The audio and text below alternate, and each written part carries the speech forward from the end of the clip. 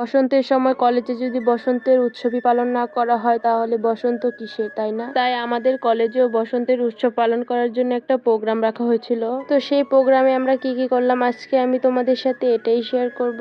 তোমরা না টেনে আমার ফুল ভিডিওটা দেখতে থাকো।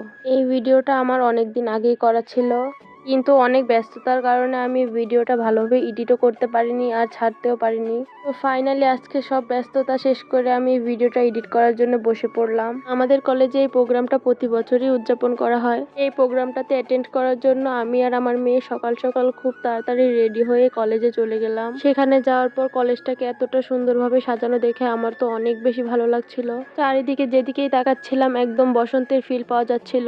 আর আমাদের কলেজের সিনিয়ররা পুরো সুন্দর সুন্দর পিঠার স্টল দিয়েছিল। তারা এইসব পিঠা খুব সুন্দর করে নিজের হাতে তৈরি করে তারপর প্যাকিং করে এখানে নিয়ে এসেছে। তো আমি আমার মেয়েকেও এখান থেকে কিছু পিঠা কিনে দিয়েছিলাম আর ও এই পিঠাগুলো একদমই খেতে পারছিল না। পিঠাগুলো অনেকটা বেশি শক্ত ছিল। এই পিঠা উৎসব ছাড়াও আমাদের কলেজে সাংস্কৃতিক অনুষ্ঠানের প্রোগ্রাম করা হয়েছিল। সাংস্কৃতিক প্রোগ্রামটা শুরু হতে অনেক বেশি সময় লাগবে, তাই আমি ওইদিকে স্টলগুলো ঘুরে ঘুরে দেখছিলাম। প্রত্যেকটা স্টলই অনেক সুন্দর করে সাজিয়েছিল সব আপুরা। আমার তো এই স্টলটা অনেক বেশি ভালো লেগেছিল। এখানে লেখা ছিল চাচা হেনা কোথায় আর পিঠা এত কেন। এছাড়া অনেক রঙিন কাগজের মধ্যে অনেক ধরনের সুন্দর সুন্দর কথা লেখা ছিল। আর এই স্টলটাতে কি কি পিঠা পাওয়া যাবে সেটারও একটা সুন্দর চার্ট দেওয়া ছিল।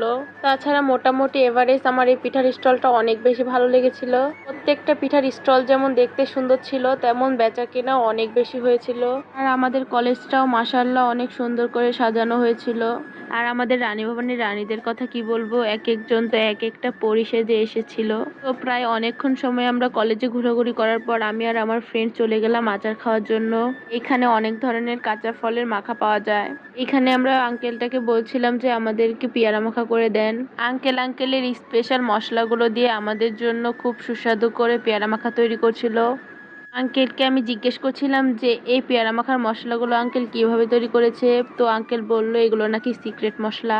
তো যাই হোক, আঙ্কেলের দোকানের পেয়ারা মাখা খেতে কিন্তু অনেক বেশি ভালো লাগে। তাছাড়াও এখানে টমেটো, বড়ই, ধনিয়া পাতা, কলা, তাছাড়া তেঁতুল অনেক ধরনের মাখা পাওয়া যায়। আর এইসব কাঁচা ফলের মাখা খেতে কিন্তু অনেক বেশি ভালো লাগে। তোমরাও যদি আমাদের কলেজের এখানে আসো তাহলে অবশ্যই এই আঙ্কেলের মাখাটা ট্রাই করবে। ইনশাল্লাহ তোমাদের কাছে অনেক বেশি ভালো লাগবে। পেয়ারা মাখা নিয়ে নেওয়ার পর আমি আর আমার ফ্রেন্ড কলেজে চলে যাচ্ছিলাম। আমাদের কলেজের বাইরেটা তেমন ভাবে সাজায়নি, কিন্তু ভিতরটা অনেক সুন্দর করে সাজিয়েছিল। তো তার আগে একটা কথা বলে নিচ্ছি, আমার ভয়েসটা একটু অন্যরকম শোনা যাচ্ছে আর একদমই বাজে হচ্ছে, কারণ আমার অনেক বেশি ঠান্ডা কাশি হয়েছে।